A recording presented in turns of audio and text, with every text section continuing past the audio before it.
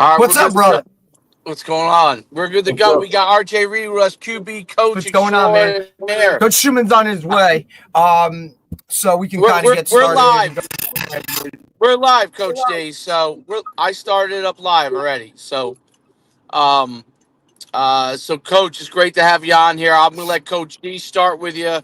I had to go to the doctor and get some things taken care of, and then I'll jump right on. But we're live. We're ready to go.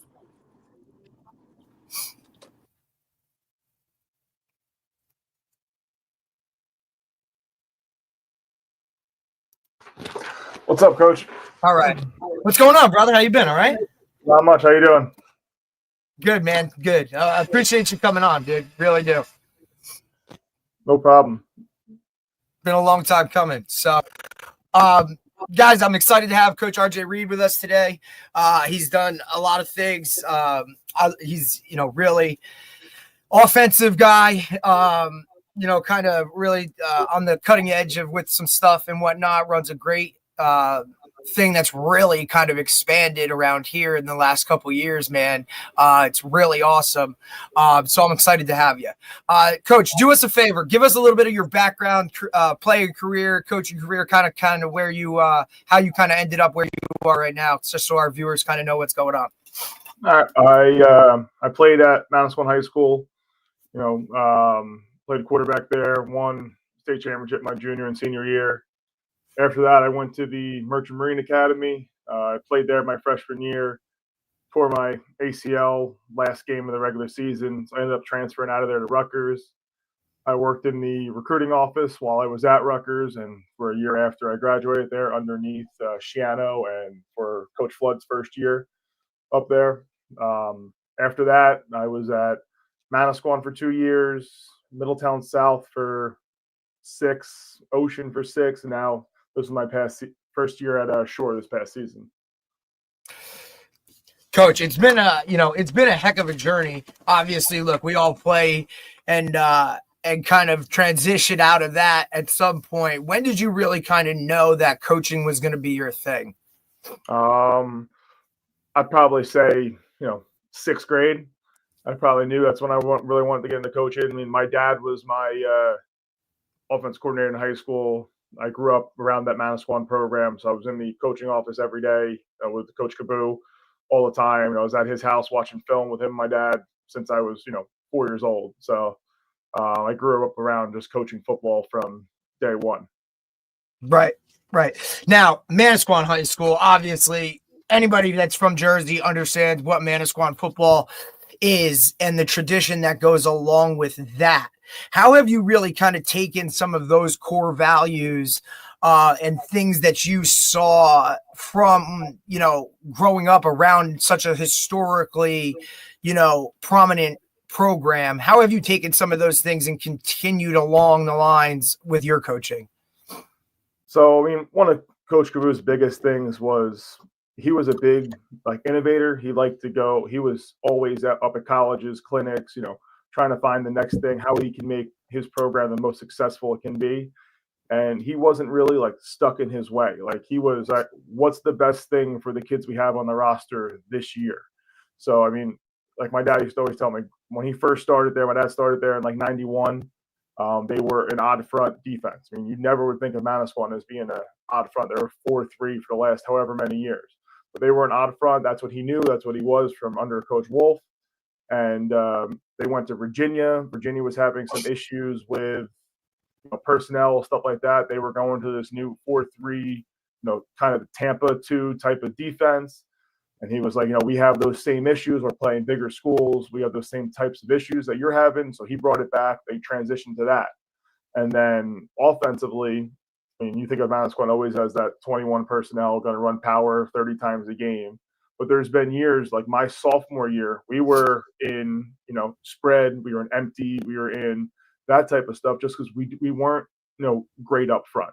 We had more skilled kids. We had 3 sophomore running backs at that time. We didn't have any senior running backs, so we were smaller. So we threw the ball 15, 16 times a game. That's unheard of at Manasquan typically. So it was just kind of putting your kids that you have in the best position you can. And feel like we've done that over especially my years at Ocean. And we were offensively almost different every year based on who we had. I mean, with Tyler Douglas's senior year, we were empty, quarterback heavy run, threw the ball a ton. The next year, after Tyler graduated, we were more 21 personnel because we had running backs, linemen back, and we didn't have a dynamic athlete at quarterback. So we had to kind of just change what we were doing just to kind of fit who we had. Right.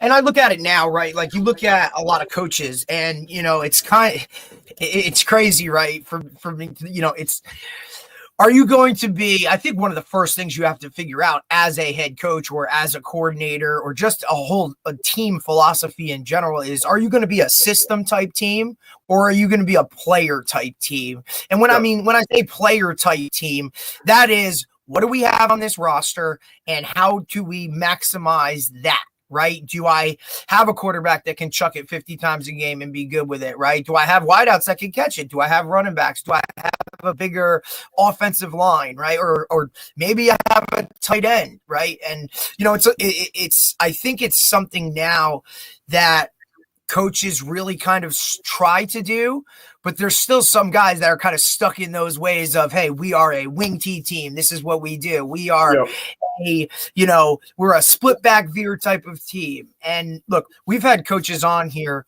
that run their style of offense and it's extremely like they win games. They're in the finals every year. They're competing for titles. Yet, the coaches in the stands, right? Those are the best ones. Yeah. They're complaining or they're whining or this system isn't conducive to getting our kids into college. How do you speak to that kind of, if you have to deal with that? Well, I mean, it comes down to your school demographic, school size. I mean, you look at like Freehold Township, they're air raid, they're 2x2, they're going to do that. But they also have, 4,000 kids in the school to choose from. So they can find the kids they're looking for. They have more options, to get those 4 receivers. Whereas we have 450 kids in our school. So if we don't have the quarterback that year, well, there's not, a sophomore coming up. We might have one quarterback in the program sometimes.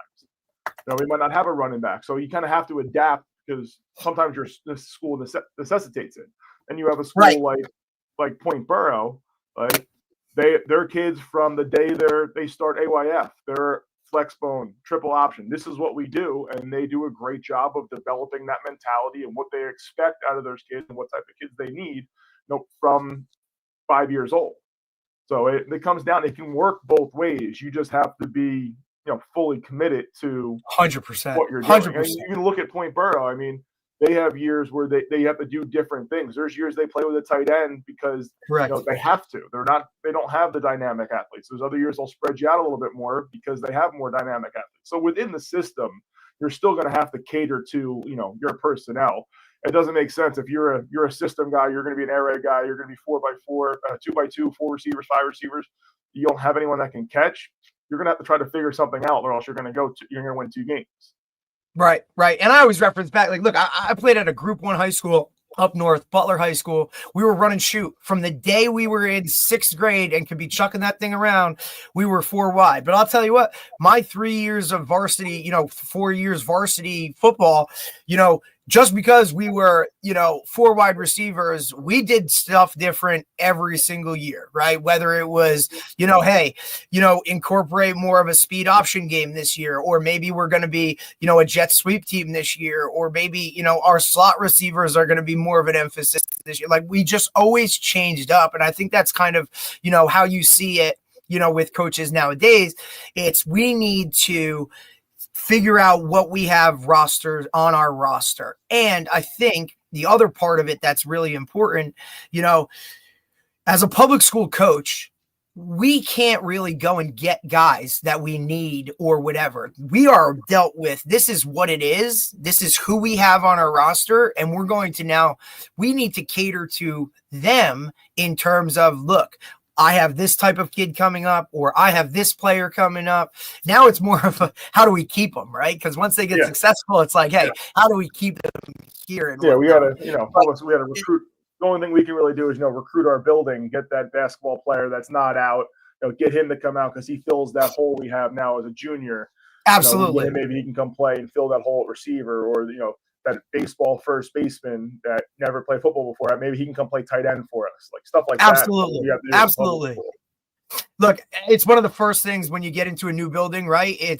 Look, I'm going to go sit in the cafeteria. I'm going to go look at every other team because I automatically know there is probably 6, 7, 8 kids walking around that building that should be participating in this. Now, I'm not saying they're going to come out and be the star, but look, high school football, it's about roles. You can play a role and be a really good high school player and be a part of something, a part of a culture, that you really wouldn't have. And if that coach doesn't get in that building and kind of look for that and do those things, that kid's just going to go through and he's just going to do whatever it is. And before you know it, he's graduated and he's gone. We don't have the luxury of like, hey, I need a wideout this year. Let me go get that guy. Or, hey, I need another running back. Let me go get that guy.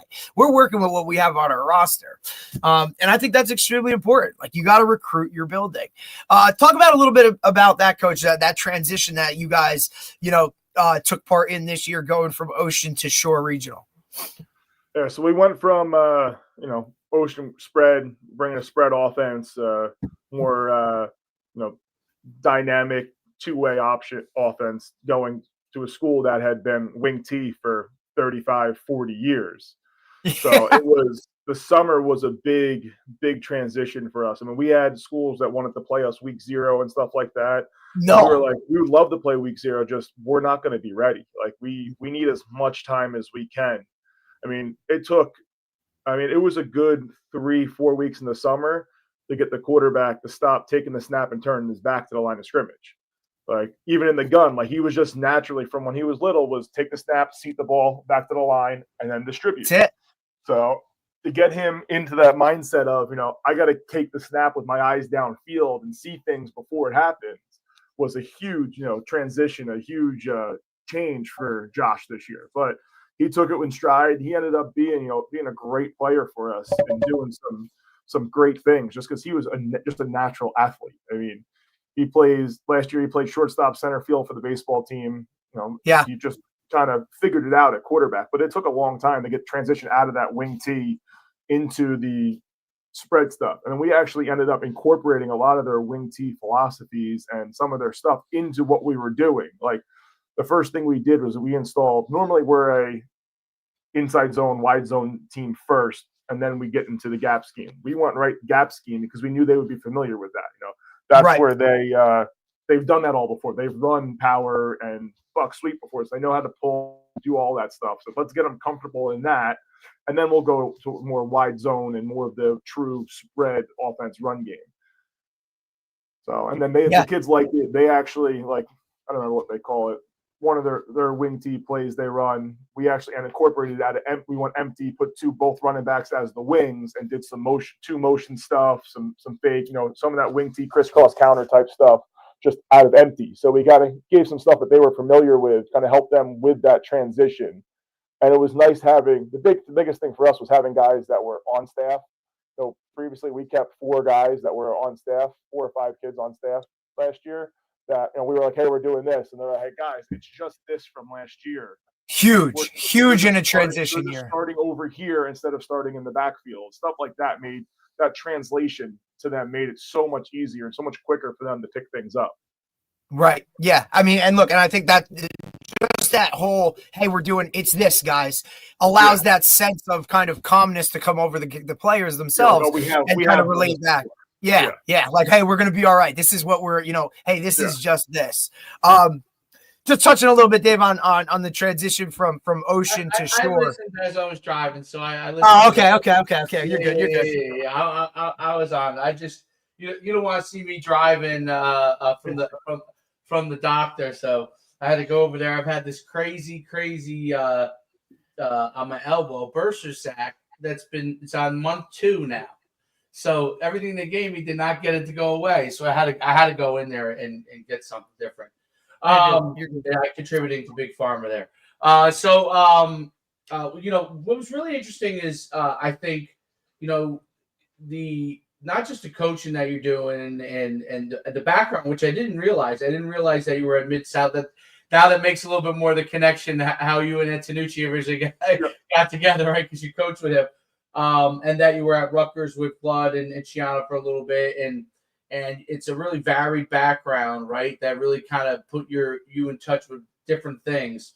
When you started Atlantic Passing Academy and started building that part up, what kind of was the impetus for you kind of jumping in the mix to the whole quarterback training game?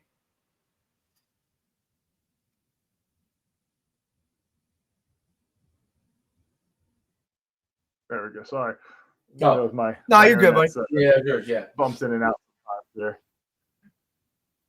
What I was saying is, I don't know if you missed what I said, but I said when you started running the Atlantic Passing Academy, what was kind of the impetus of you deciding to jump into the quarterback training game and get into that part of it? What was it that you were hoping to kind of bring to the table when you started doing that? Yeah, I had been doing a bunch of stuff before that, training wise, at some other locations. When the field house at Manasquan, the high school there, was finished, the rec was looking for, trying to fill it, because the field house is half the time is the high schools, half the time is recreation. But they were looking to advance the fill in there, and Nucci reached out to me, and he's one of the rec directors in Manasquan. And he was like, listen, this is what I'm thinking about doing. Like, I want to bring somebody in to come run some kind of big football camp in here every night and every week, once a night. What do you think? And I was like, well, yeah, this is what I've been trying, the opportunity I've been trying to do at other places. Just I haven't had the facility that could, hold it. With that wasn't going to cost me, $800 an hour, like some of these indoor places charge. And like, then you have to charge the kids so much money, and it's almost not even worth doing it at that point, because you're like, I don't feel right. Like, I'm going to charge these kids, so much money to get out of this. And I'm like, I don't feel like they're getting enough out of that for that type of money. Whereas now we're running it as a rec event. So rec is sponsoring it so we can make it affordable. And that's kind of my whole time. What I want to do is I just want to provide. When I first did it, it was just me and Coach Antonucci. And we're like, even if they're not getting great coaching for what they're paying, they're going to have a place every night where they can come, they can throw, they can catch, they can get work in, even if it's just run like a captain's practice at the beginning, but we're going to give, 16 quarterbacks, 20 receivers a chances to come and throw every night in the winter, when who knows how often they're going to be able to get out and get work in, and the way we've timed it up, like the high school session doesn't start until 8:00, so they can get with their teams, their weight room, all their stuff, responsibilities they can do with their teams after school and all that, and still be able to come to this. That was one of our biggest things when we started, is like, we don't want to interfere with their high school programs. We don't want to be that guy that's like, oh no, don't go to the weight room, come train with us. Like, we understand, like, your high school programs come first. Like, get everything in with them, and then come get the extra in with us. And now we've really grown, take off. I have me, another quarterback coach, a tight ends coach, 2 or 3 receiver coaches. I have a running backs coach now. So we're really taking off. I mean, I don't think I can fit any more kids in there on Tuesday nights right now, especially for the high school session. We're pretty much at our max right now is what we can do in there. We get a lot done. The number one thing I preach to anyone who comes and coaches for me is I don't want guys standing around. I can't stand when there's one line of kids, there's 30 kids in line, one guy's working, we're all going to watch. You're there for an hour and a half, and you get 3 reps. Like, I want, 4, 5, 6 groups, figure it out, get it to work where you can have as many guys working as you can. So, which has been, I think, a great success. From talking to the parents, they're like, for what we're paying, I feel like we're getting more out of Tuesday nights than we are when we go to a lot of these big, huge camps. We're trying to keep it small. We're trying to keep that small hometown feel, like they're going to practice at school. That's kind of how we run it. We have our whole practice model is pretty much we're going through a summer install. Like, our camp is our sessions are 7 weeks long.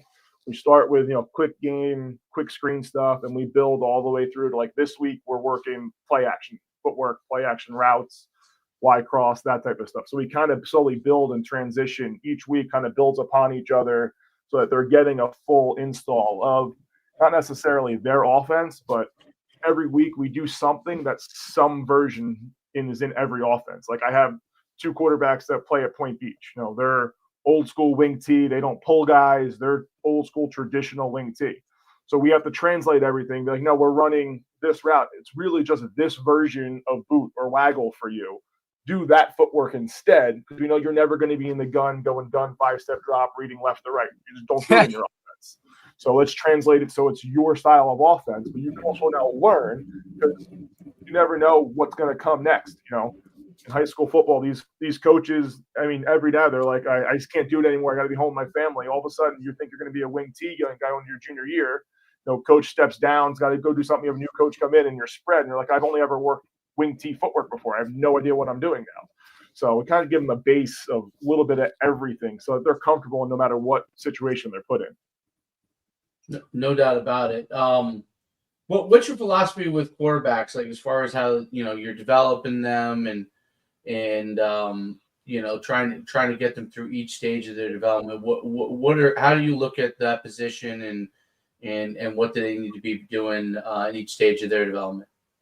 Well, I think the biggest thing is they have to be athletes. Like, they can't just try to just focus on being a quarterback. I find that the more athletic kids are, the more naturally playing quarterback comes to them. So I push them a lot into like mobility and speed and agility, body control type movements, like outside of me. I want them to do as much of that stuff as they can, so that when they come to me, they know how to control their body, they know how to move their hips and stuff like that. So that's a big thing for like the next level quarterbacks, is that being able to tell your body to do exactly what you want it to do, and then it responding and doing it. So I'm big on base and balance and footwork. So my biggest thing is I want their base to be strong and their head to be strong. So I want them to know what they're seeing, know what they're throwing, and know where they're throwing, and be able to get themselves in line to throw it. I don't go over crazy with, if you watch all my quarterbacks, they're not all going to have the same throwing motion. I'm not one of those coaches that's going to be like, this is how you have to throw the ball. This is the only way to get it done. I'm going to help them tweak and adjust their throwing motions to be more efficient. Like, I want their throwing motion to be as efficient as possible. I also want it to be comfortable for them and natural. So there's some kids that just have that natural, slightly more sidearm throwing motion. If they can get it there on time, accurately, and repeatable motion, we'll stay with it. We'll tweak it, make it more repeatable and more efficient. But I want their base to be strong. And then if they know where they're going before it, they're ahead of the game. They're ahead of most kids out there. Yeah, I think everybody's body type is different too, right? So Yep. The way that they're built and how some are taller, some are shorter, and quarterbacks now are playing. They're playing as shorter guys and as really tall guys, so that probably affects how their motion is and how their body mechanics work. What do you think? As far as when you watch like quarterback play now, like what are you seeing as some of the good things that are going on out there, and what are some of the things that you think need to change in quarterback play, and as far as how quarterbacks are going about their business? Because it's really interesting watching the evolution of quarterbacks and the very different types of quarterbacks. And you probably even from when you're coaching high school, right, you probably see some kids playing and you're like, man, like that, what that quarterback's doing mechanically doesn't make sense. And then, you go play, you see like a Tom's River, right? They're until they got TJ. Before that, they were quarterback was run the ball almost every play, and then TJ comes in and they're throwing the ball almost every play, right? So talk about what you're seeing from that standpoint. So I've seen it like I was saying, with quarterbacks having to be athletes, like more and more it's the quarterback is used more in the run game and just having to be on mobile and make throws off platform. I mean, I really gone are the days of the 5-7 drop, sit in the pocket, reset, throw. I think part of that is offensive design, and I think part of that is the schedule, the way things work now at practice. Schools aren't focusing as much on pass protection and like the little details. Mm-hmm. They're more on the bigger picture things. Let's run as many plays as we can. Let's make up cool plays. They're not focusing on the base as much. So quarterbacks have to be more athletic, more mobile, because they're constantly on pressure. They're not able to sit in the top of their drop and just throw their reads. I mean, you look at when, like, for TJ, for example, like he had a bunch of games where he had big numbers and stuff like that from the pocket. And he had other games where I don't think he had any passes from the pocket. They were all on scrambles and rollouts and stuff like that. And they're with one of the top offensive lines in the state. You know what I mean? defenses have also caught up so much now with like the pressure game, being able to put pressure on quarterbacks and stuff like that. They're not lining up in the same spot anymore and bringing the same guy. So that was also, now offense now has to re-catch back up with that. You've seen a lot more teams now. Their screen game has really increased because we're getting such more complex pictures from the defense that we're getting a lot of your yards on screen game. Last year we had a game, I think, versus New Egypt. Our quarterback, he broke a school record, throw for like 270. I think he threw the ball past 10 yards twice. Everything was, screen game, quick game. Just get the ball out of his hands quick because they were just bringing pressures and disguising defenses. And I just get the ball out of his hands now, make them have to back off and defend the field, and then we can attack them. So I think that's a big thing with it. And then on top of that, like, there are so many different styles of the same offense. Like, you say we're a spread team, but really a spread team, you can be a spread team that's, basically a flexbone team, but you're spread. You can be a spread wing T team. You can be a spread air raid. There's so many different versions of it. And these kids are doing so much different stuff that, they have to be just a better athletic quarterback. Like I said, gone are the days of that big kid is just going to sit in the pocket and throw the ball down the field. You don't have very many of that. And those kids aren't really getting recruited that much anymore. They don't want those. Example, like the kid from the Hun. He's one of the best quarterbacks I've ever seen play in New Jersey. His arm strength is insane. And he is a good athlete, but he's 6'5", 230. And there's only, it cuts down your school size now for where you're recruitable going to go to. But a lot of they want these 6'2.5" quarterbacks that can run around and make plays with their feet, being that dynamic athlete, just because that's where college offenses are right now. That's a great point. There aren't that many places that are recruiting guys who are just going to drop back and just chuck it. That's a great point. And you've seen that even obviously it's become a bottom-up effect versus what it used to be top-down, right? It used to be, okay, this is what the quarterback in the NFL was like, and then you kind of fit your quarterback in accordingly, right? But it's the other way around now. It's literally high school, the quarterbacks that are coming up in high school fitting into what they can do in college, and then college fitting into what's going into the NFL. And the cool thing is it's made the play diversity really, like the nuance of the play calling. You can run a lot of different things without a lot of change for your players, but to the defense, it makes it look very different.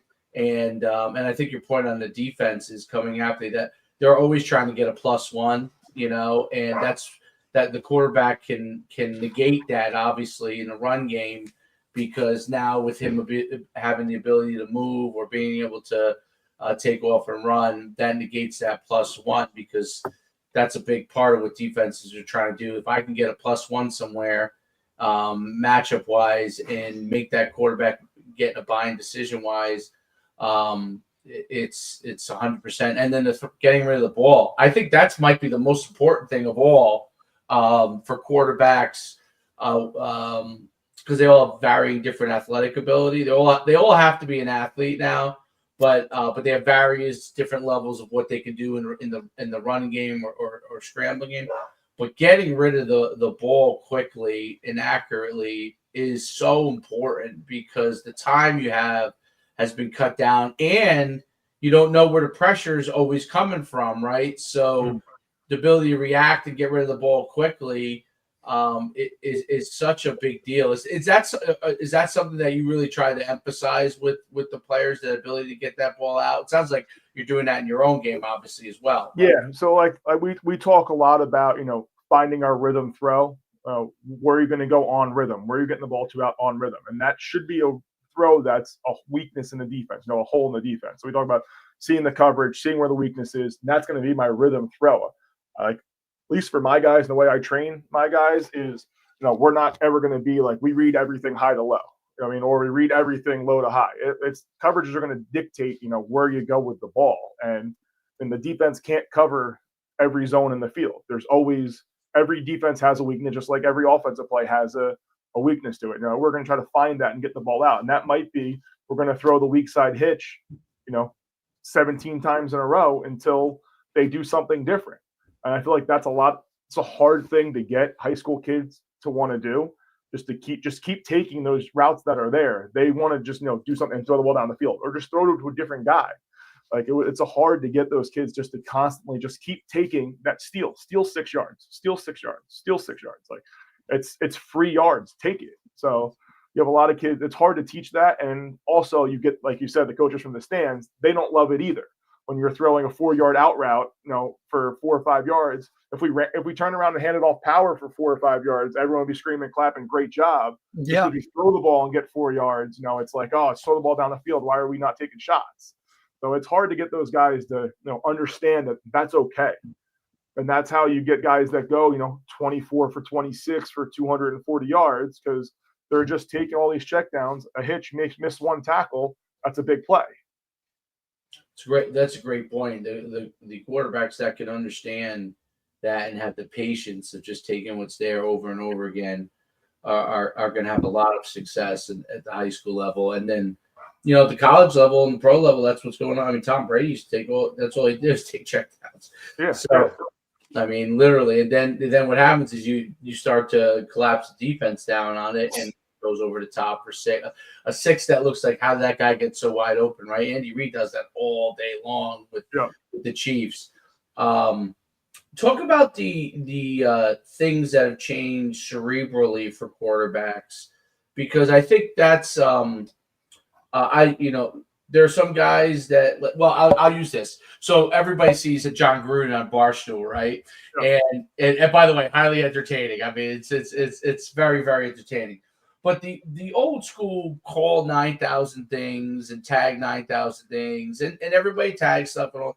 But those long-winded calls, to me, are a detriment to the development of the quarterbacks, because they're not going to play as fast. And now, look, I know there's still NFL teams that are doing it, but everybody in definitely college and high school, but even the NFL, they're trying to figure out ways to condense these things, to make it easier for a quarterback, because ultimately you want them to play fast, right? So talk about what you try to do to help quarterbacks be able to understand communication, and to make things not just easier, but easier from a communication standpoint, so they can focus on what's going on in front of them.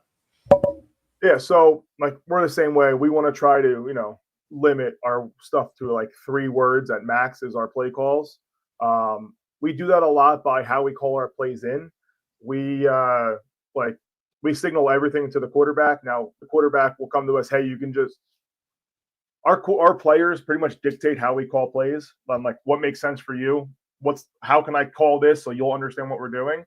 And like we have one guy who'll signal in to just our receivers, one guy who signals in just to the O-line, one guy who signals into the quarterback and running back. So because the receivers don't need to see what the pass protection is. They don't care about that. So if we can take one less thing they have to learn and look at and know what it means, we'll take that out of the equation. Same thing for the O-line. Like, they need to know the pass protection, and they need to know what kind of pass it is. Is it they get pass protection, and they need to know, is it a middle of the field pass, is it a downfield pass, or is it a sideline pass? Just so they can look and see where pressures are coming from and know who they have to assign in the pass pro. And then from the running back, they really need to know, is it run or pass? Like, if they get pass, they know I'm a flat route. If it's run, they know what the run play is. And then with that, we've been able to streamline those signals so much that the quarterback is really getting, it's this and this, and he can put it together. And then we put, which I don't think enough teams do for their quarterbacks, we do it almost to a detriment to us, I feel sometimes, is we put so much on our quarterback, so much responsibility on him. He calls our full pass protection. We give him his guidelines, his rules during each week. Our pass protection changes every week. He gets our guidelines, our rules. This is what we're doing. This is what we're looking for. And he's got to call the pass pro. He's telling the O-line who he's got. He's telling the O-line who he's responsible for. He's got to pick out who the quarterback's responsible, who the running back's responsible for, who we're check releasing off of. All that is on the quarterback. And we do big, we want all of our guys to understand not just what they're doing, but why they're doing it. Why are we calling this play? And I feel like by doing the way we've done that with all of our meeting time, I feel like the biggest thing at Ocean, difference between Middletown South, Ocean, and Shore, was our meeting time. At Ocean, we didn't have a good place to sit and meet with our kids and watch film. and that held us back. At Middletown South and at Shore, we have like great facilities, great places to go watch film, enough time to go watch film. It's just worked out really well where we can get more classroom time, and that's really seen a huge difference in the how fast the kids are picking up what we want to do. Like it's almost not even about how much time we're on the field anymore. It's how much time can we do. And with like this, like Zoom and video stuff, I put just presentations and video clips together for kids, and they go and watch it. Then we'll have a 10-minute meeting for them to ask questions about it on like Sunday nights. I'll send out a thing. We'll meet for 10, 15 minutes, talk about stuff. And then when we get into our meeting on Monday, we're all on the same page. So that type of stuff. And from having the quarterback have so much responsibility and kind of be on the same page with us, a lot of times he knows what the next play is going to be before I even call it. Like he knows that we just got, we're in the middle of the field zone. We just got 6 yards. It's 2nd and 4. I know coach is going to call one of our 2 shot plays here. Like they know where we're going. He just knows which one are you calling. Like that's just what he needs to say. Or who are we getting the ball to here? So, Coach, it's a great point. Great point. Great point you made about the off the field stuff. Yeah, by the end of the season this year, our quarterback assured Josh, I probably could have said, go ahead, you got this drive. And he probably would have been like 90% on the same page with me on what we were calling. Same thing. I was at my Tyler Douglas's senior year. I mean, when we beat Red Bank on like the last drive of the game, it was a 2-minute drive. He called the whole drive himself. Yeah. He just peeked over to me to see if I wanted something specific. I just kept getting him, go ahead. You're doing a good job. Go ahead. And he called quarterback power to the boundary. He got like an 18-yard gain. He knew right now we're going quarterback bluff, pull up, throw the play action post. He just got right to the line, called it, boom, boom, boom, done. Didn't even look over to me. And he knew that's where's the next call we were going with, and he knew where we were going with that. So having that trust in the quarterback, because ultimately we only can do so much. They got to play the game out there on the field. And with us, like we're tempo, no huddle. And I always say, I'm not really coaching against the other team's defensive coordinator. I'm coaching against how well he prepared his kids Monday through Thursday. Then I'm coaching against those kids on the field because they don't have time to get the calls, to get adjustments, get all that stuff because they have to get ready to set and ready to play. So the faster my quarterback can get us ready to play, the less they're ready to play. Yeah, it's that streamlining is tremendous. Like, so you're getting tidbits of things to be able to focus on, and that ultimately stacks itself over time, right? And allows them to really know what they're doing. And as you get towards the end of the year, like you said, they're knowing almost everything that's going to happen. And that way you're in sync with them, and that allows you to communicate when something goes wrong. You're on the same page usually as to what went wrong. Like, okay, you know what, we may not want to do this. Like they're showing this look now. We really didn't have this. This wasn't being done on film. Yeah. We should go to this, or we should pivot to this. But really, really great stuff. How do you, as far as like, so quarterback wise, and you talked a lot about the training aspect of them, not quarterback throwing wise, but the well-rounded physical training of the quarterbacks. What is like a high level, like 12-month plan that you try to have those high school kids and those middle school kids do to really get themselves ready to play in the season? So, I mean, like one of the biggest things is I have like a January 1st to August 15th, like strength training plan that I don't just give it out to them and let them ask for it, because a lot of times they're at a school where they don't need that extra, like Manasquan, they have a full-time strength coach. Like he handles all that. Rumson, they have a full-time strength coach. Like there's schools that they don't need that, but then there's other schools where they might need help. They might need some guidance. So I give them that. Like, I don't believe I'm full on. Like if you look at probably, I want to say 80% of college football quarterbacks don't straight bar bench anymore. They just don't do it. It's terrible for their shoulders. So they all dumbbell bench. Like nobody, NFL, college, almost nobody straight bar benches anymore. So that's a big change that I've been pushing to the kids is like, go talk to your coach. Here's articles. Bring this science with you when you talk to them. Say, coach, I'm all in for our weight program, but can I dumbbell bench instead of straight bar bench? Can I do this type of stuff in place of what we're doing? Like, how do you hybrid? Because the worst thing you can do, high school football coach, have a kid come in and be like, I'm not doing that, coach. My quarterback coach told me not to do it. Like, I don't want to like that's not me as a high school football coach and stuff like that. I would hate that too. But if you can come to a coach with science, yeah, reasoning, facts, and saying, listen, I want to do your workout plan.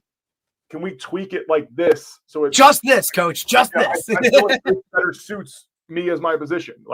And I'll tell him, here, give your coach my number. Have him call me if he wants to ask why we're doing this. I'll talk to him. Like there's little things like that. And then I believe that I believe kids throw too much. I believe that they want to throw too much. Like a great kid, Ryan Valley, who played for you at St. John Vianney. He was a kid. He would come in on Tuesday nights, and be like, "Oh, coach, my arm's killing me." I was like, "Well, what'd you do this week?" He was like, I threw Saturday, through Sunday. I'm here throwing tonight." And I was like, "Well, did you recover? Did you give yourself a chance to stretch and anything like that?" It's like, no. I was like, "Yeah, well, then your arm's gonna hurt." Like I tell the kids all the time, like what we do right now from January to July almost really doesn't matter. Not that the training doesn't matter, but like you make bad throws now, it doesn't matter. You need to take a day off now, it doesn't matter. Our goal is to peak August 15th, generally, for that first week of practice. That's what our goal. Our goal is to make you the best version you can be on July or August 15th, not in May, not in January. So if I have kids that have come to me Tuesday nights and I'm like, don't throw tonight. Go through all the footwork, do everything. We're not going to throw tonight. You don't need to throw tonight. It's just going to be a detriment to you. You know what I mean? Or like I have Jack Cannon, who's starting to throw, getting ready to throw for schools and stuff like that. We're trying to, build his routine, what throws he's going to do for the colleges and stuff like that. Build his playlist, basically, we call it, for what he's going to do for the schools. And I'm like, if you're throwing for a school on Wednesday, don't throw here Tuesday night. Like, don't do it. It's not going to benefit you. Come, go through the warm up, go through all the footwork, but don't throw. Save your bullets for the next day. So I feel like that's the next step. Is these kids is recovery, is the post throwing, the pre throwing and post throwing is what they're doing physically to get themselves ready to throw. And then when they're done, how are they recovering? What are they doing to prep themselves for the next time they throw? So that's where I focus a lot on. Because like I said, most kids have the weight room covered. Schools have the weight room covered, the strength covered. We focus on like the rotational strength, rotational movements, and rotational flexibility is the big things we focus on in that department. And then I try to give them as much information as I can on what they should be doing before they throw, after they throw, that type of stuff. Yeah, and the bands and those kind of things help them with the recovery, and they should have some band strapped to a door somewhere in their house, whether it's their room, so they should be doing the rotational stuff to help them recover, help them to get those muscles that they don't work on and lift them stronger. And I think it's great points you brought up there. I think also like quarterbacks can also and we've talked about it because we've had on. And I encourage you to look this person up because I think you'll find it fascinating as a coach. But this guy Tony Holler, and he does this thing called Feed the Cats, which is centered around speed. But the thing he talks a lot about, and because you work with so many kids now, talks a lot about microdosing, but not just the speed part of it, like trying to apply it to each sport you do. And it's a great point you brought up with with Ryan. Ryan's thought process would be like, I just got to keep throwing hard all the time, and that'll make me better, right? And he doesn't realize that maybe he might be better off throwing 10 throws today, 10 throws tomorrow, 10 throws the next day. Maybe he has a session with you, and that's where he's really getting his work in. But he doesn't need to go and do or maybe he's throwing screens one day and then the next day throw different type of throws. And I me and Derek have had this guy on twice, and we're just fascinated by it and their and how they're starting to apply it to not just football, by the way, basketball, all these everything. But it's kind of like taking what you would teach a 100-meter dash guy for the most part and how you would develop them and applying it to other sports. And there's obviously fits with it. But I think it's so interesting when you brought that up because the recovery aspect and the getting them to where they want to be at their very best, which is obviously in season, right? A lot of kids lose sight of that. They lose sight of like, I got to get my my training in right now, and I got to do it again. I got to do it again.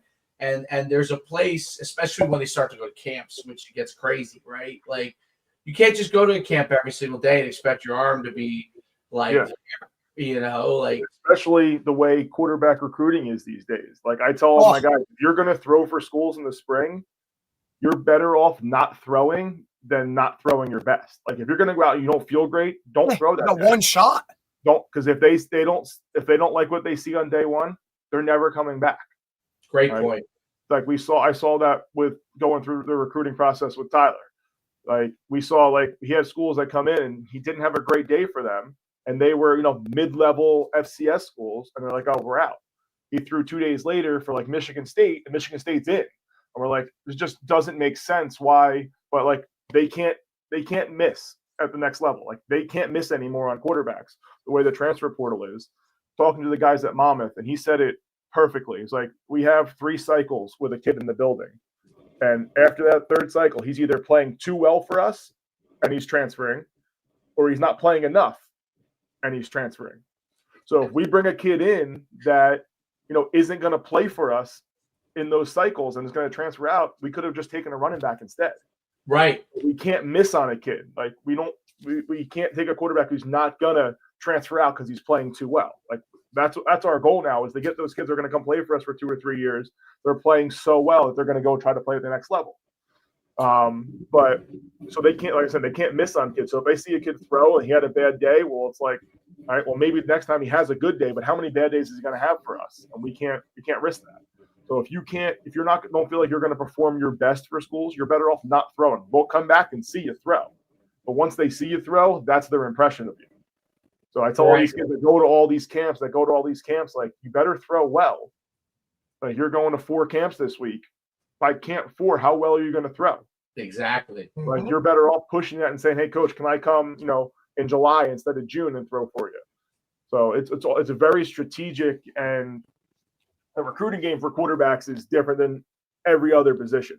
Right. Because, schools are going to take 3 or 4. They could take 3 or 4 running backs. They're going to take 5 linemen. Most colleges now are going to take a quarterback in every other class. They're not necessarily taking one in every class. And you look at Texas identifies 4 quarterbacks in the country they want. If they don't get one of those 4, they don't take one.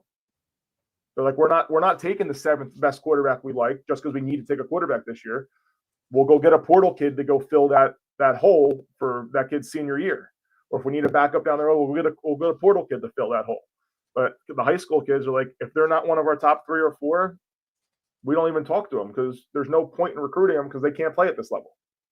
Great point. With the high school kids and recruiting, the transfer portal, more than any other position, because of the numbers, the quarterback position has been so affected. And we have this, it's funny because I run this show, I played at UConn, and I run the show called Husky Huddle. And we are always having like alumni on, and the guys who are like the voice of UConn, outsiders kind of for the most part, but but have been either played in the program, been involved. But one of the interesting discussions, almost every time it comes down to quarterback, right? And it comes down to like who's transferring. And the question always is, what about these 3 guys that we brought in at like high school, like the 2 or 3 guys? Like what happens to these guys? Are they ever going to get a shot?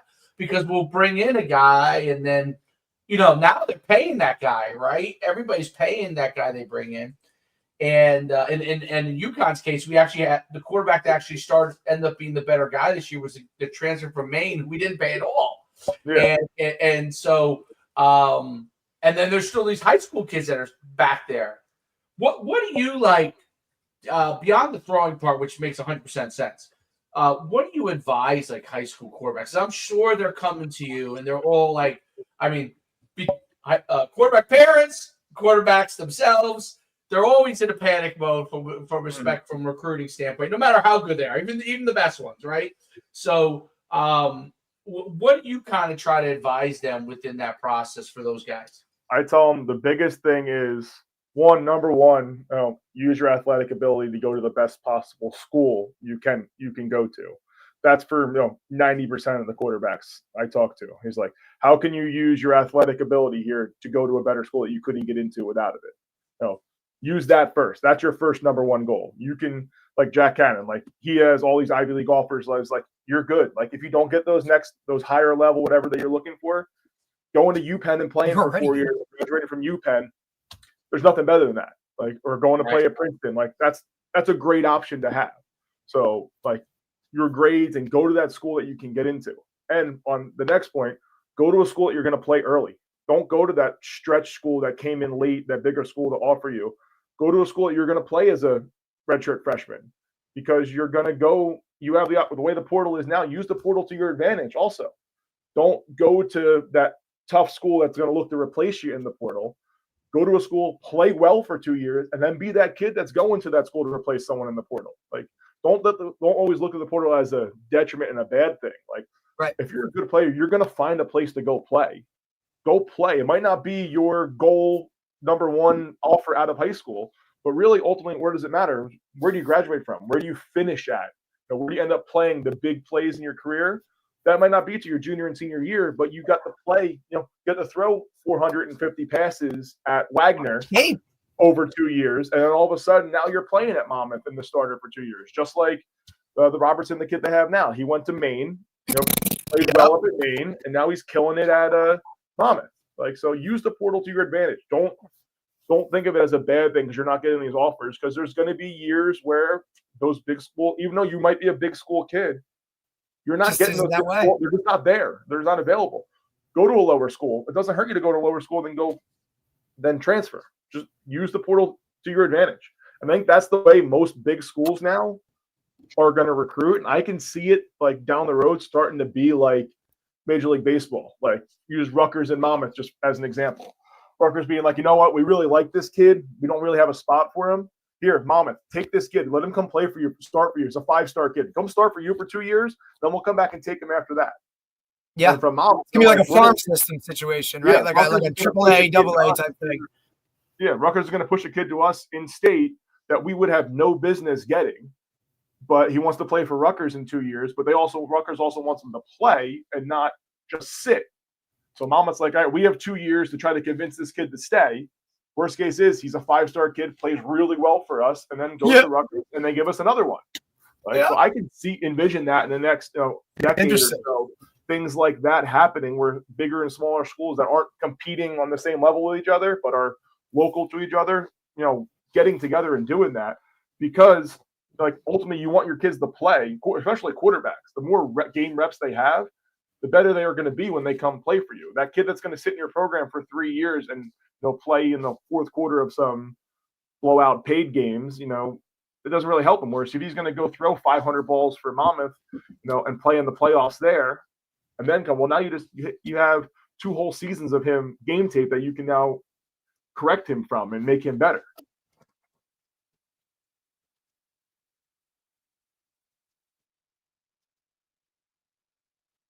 Coach, you're muted. So we thought about the farm system before, but we never thought about it from a geographical standpoint. Feeding another school, because it makes a lot of sense. I mean, if you go into you talk about the major leagues, like the Yankees, they send somebody down to Columbus, right? And they're paying for that person, or, between like transfer fees, much like they do in soccer, right? For them to be able to play at that level. And that gives them the opportunity to be able to develop, and then they have kind of first dibs almost on that person. Yeah. And, before if that person isn't going the way they want, or they can get a better value, let's say by sending them to a different place, they do that. But that's really, really an interesting point on recruiting, because I could see that happening. And you're right, geographically, like, this kid, I could offer this kid a scholarship, but he's just going to sit, he's just going to sit. And so, if we could collaborate and say, hey, listen, I'll tell him that he should go here to Rutgers, Monmouth example is a great example. I'll tell Coach Callahan, hey, listen, this kid could play for us, and he's really probably above the level you're at, but you're going to have him for 2 years, and he's going to be a star for you for 2 years. You're going to win a lot of ball games for 2 years, and then you know what? After those 2 years, he's going to look to jump. We have first dibs. I'd love to see how that would be an interesting thing to play out. Very, very interesting. I mean, high school. From Rutgers standpoint, Rutgers says, "Hey, we'll give you $200,000 to go play at Monmouth. You're just coming here when you transfer. If Right. You're coming here because we already paid you $400,000 to play there." Yep. So, and then from Monmouth's standpoint, Monmouth's like, we don't have the best we can do NIL is we can get you free pizza at Jack's. Like, Right. Yeah. NIL money. But now if Rutgers come in and supplement them, I'm sure they'll be like, yeah, sure, send us all these 4 or 5-star kids. Someone's going to do that. You're going to recruit. You know what I mean? So you're telling me you're going to go down to Florida and recruit for us? I'm all in for that. Like, Someone's going to figure that out sooner than later, RJ, and they're going to jump on it. Like, honestly, like, you could look at like a UMass, right, with him taking over there to kind of get that foothold within the Northeast type of where there's so many Division III schools or Division II schools, and kind of just lock into that and make that be his feeder rather than have to, do that stuff. Sooner than later, though, that's going to come to fruition. I firmly believe that, and then somebody's going to be rocking, and it's gonna be a way to do it, right? And it's like, look, you're talking about come full circle. You yourself as like the guy that you played for as an innovator and doing those things, like those are the guys that push the envelope and do something that nobody else has done, and usually reap the benefits from it. Yeah, definitely. I don't know. That's really, especially the big schools. They have so much money to be able to. Why just throw it down the drain? The guy that you're not sure is going to get there or not, get him into a feeder system. Spend that money on him, and now he goes here. Awesome to see it. Yeah, that's a phenomenal idea, dude. You're going to work for the NCAA after this. That's your next move. It might be go win a state title at Shore, and then you can go do that. No doubt about it. Well, Coach, it's been phenomenal having you on. I really, really appreciate it. And Derek did a fantastic job starting that off, man. You're ready. You're ready. You can replace me. You can throw me aside. Casey, buddy, let's take it easy. Throw me aside. No, really phenomenal. I love what you're doing. Obviously, RJ. It's really good. One day it was great. And we'll have him back again. We're trying to always work this out with the basketball schedule. Yeah. But yeah, no, you're doing great stuff, and best of luck with everything in the future. You have the only indoor. Is that the only indoor facility in all of New Jersey? At a public school, yeah. Who has one at the private school? Has one? Well, some of them have some connections and deals with other like private places. Oh, okay. So yeah, no. Donovan has that bubble down there, but it's not. Come on, dude. But on campus, nobody has that. No, I mean, look, and I think that's Texas style right there. Kudos though to like Squan themselves and like the district figuring out a way to make the rec program and the school come together as one, and like, look, we can both uber benefit from this. Yeah, and that's the way that's the only way they were able to do it. Was if that had to go out for referendum, it would have never gotten passed. Absolutely not in that town, not with that many people, and the dynamics of how it's made up and whatnot. So to mutually benefit both, and ultimately like the kids and all that kind of stuff at the end of it, dude, like kudos to that district for kind of and the town to kind of working together for that. But appreciate you, buddy. Like Shore, we're looking to do the same thing at Shore. Rumson's now looking to do the same thing. Oh, I'm sure Rumson's looking, dude. They're gonna have, I'm sure they can get some donors. Like the Middletown schools, they're looking to put one up at one of the middle schools for like the whole district to use stuff. So there's a bunch of schools now that they saw like there's a way to do it without having to go strictly through the school budget, that they're all over it. I hope they put one in Middletown, man. Yep. Look at the 2 high schools I got. How about we figure it out down here? You know what I'm saying? Like you think Point Borough's all over it. Oh, schools that don't have the field space. That are limited. Like with Manasquan, like they don't cancel practice. They just figure out how to work the time schedule through there. When it rains or stuff like that, they don't have to cancel any practices ever. Right. That's phenomenal. It is so cool. All right, Coach. Well, have a great day. Thanks, buddy. Enjoy the rest of your day, and we'll see you real soon. You did a great job, Coach. Definitely. Look forward to talking to you guys again. Okay. Thanks, bud. See you. That was great insight. So I got a couple of great nuggets, and that was phenomenal. Hopefully my elbow. Want to see my elbow, Well, sir? I mean, and look, and you Look at can that look. elbow. I mean, Look we at didn't even talk about. Look at Oh, yeah, that. you Look at look like you got a little golf ball. Yeah. Look, we didn't even talk about his track record with the QBs that he's coached individually. I mean, you know what I'm saying? You talk about like Tyler Douglas and some of those guys, but all athletes, right? Which is extremely conducive to, you know, your son Troy, who's an athlete. Like he's an athlete that, you know, is going to develop those QB skills. You know, his approach to it, right? He's not trying to correct arm angles. He's trying to just use what those kids have athletic ability wise to progress it, right? He's not trying to so much change guys as in terms of like, you know, he wants to make them aware of, hey, do it this way, even within, you know, like you said, your wing T offense, right? Like use it this way. It can help you. Then you can develop it. So no doubt. Phenomenal job. Great job today, dude, by the way. Thank you. all right, buddy. All right.